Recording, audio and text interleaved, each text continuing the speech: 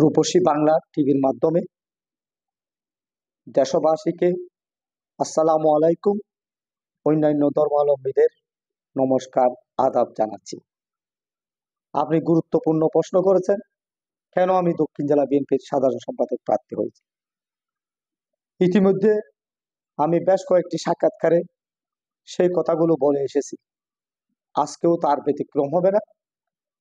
দক্ষিণ জেলা বিএনপির সাধারণ সম্পাদক পিছনে দক্ষিণ জেলা বিএনপির সহ সকল অঙ্গ সংগঠন এবং সহযোগী সংগঠনের নেতৃবৃন্দ, সংশ্লিষ্ট জনগণরাই আমাকে দক্ষিণ জেলা বিএনপির সাধারণ সম্পাদক হওয়ার জন্য, প্রার্থী হওয়ার জন্য তারা আমাকে অনুরোধ করেছে। তাদের অনুরোধের ভিত্তিতে আমি চট্টগ্রাম দক্ষিণ জেলা বিএনপির সাধারণ সম্পাদক প্রার্থী হয়েছি। আর আমি দীর্ঘকাল থেকে ছাত্র রাজনীতির সাথে জড়িত। পথ ফেলে এবং জনগণের জন্য কি করবে, পথ ফেলে কি করবো এটা আমি পূর্বেই বলেছি। এখন জনগণের জন্য কি করতে হবে সে প্রসঙ্গে আমি বলতে গেলে বলবো, অতীতে আওয়ামী লীগ স্বৈরাচারী শেখ হাসিনার অধীনে যেই নেতৃত্ব দিয়েছিল, দেশে চারিদিকে লুটপাট, সন্ত্রাস, নৈরাজ্য, দেশে সমস্ত প্রকার দ্রব্যমূল্যের ঊর্ধ্বগতিতে দেশের মানুষের নাভিশ্বাস উঠেছিল। এখন ছাত্র জনতার আন্দোলনে আগস্টের 5 তারিখ স্বৈরাচারী শেখ হাসিনা সরকার আন্দোলনের চাপের মুখে দেশ ত্যাগ করতে, দেশ থেকে পালাতে বাধ্য হয়। এখন আমাদেরকে দেখাতে হবে বিএনপি আর আওয়ামী লীগ এক নয়।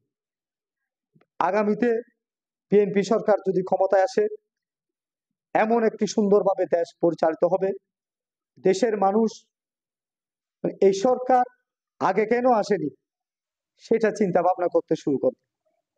প্রত্যেক অর্গানে, রাষ্ট্রীয় অর্গানে স্বচ্ছতা, জবাবদিহিতা থাকবে এবং প্রতিটি জনগণের আশা আকাঙ্ক্ষার প্রতিফলন ঘটবে এবং মানুষের দ্রব্যমূল্য, খাদ্য, বাসস্থান, শিক্ষা সবকিছু পুঙ্খানুপুঙ্খানুভাবে সমভাবে বন্টন করা হবে, আর বৈষম্য দূর করা হবে,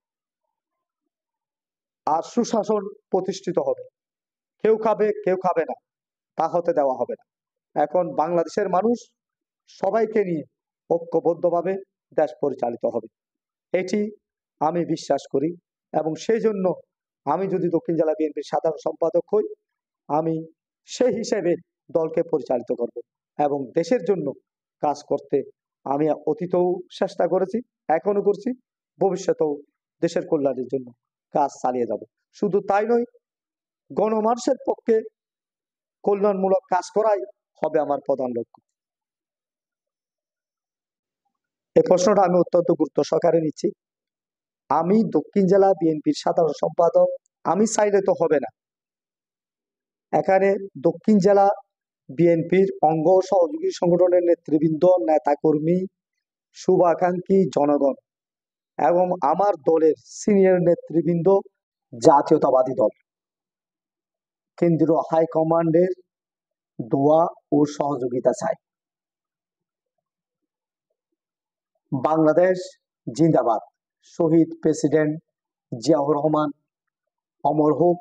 দেশ নেত্রী বেগম খালেদা জিয়া জিন্দাবাদ। দেশ নায়ক, তারুণ্যের অহংকার, বাংলাদেশের আগামী দিনের ভবিষ্যৎ জননেতা জনাব তারেক রহমান স্যার জিন্দাবাদ।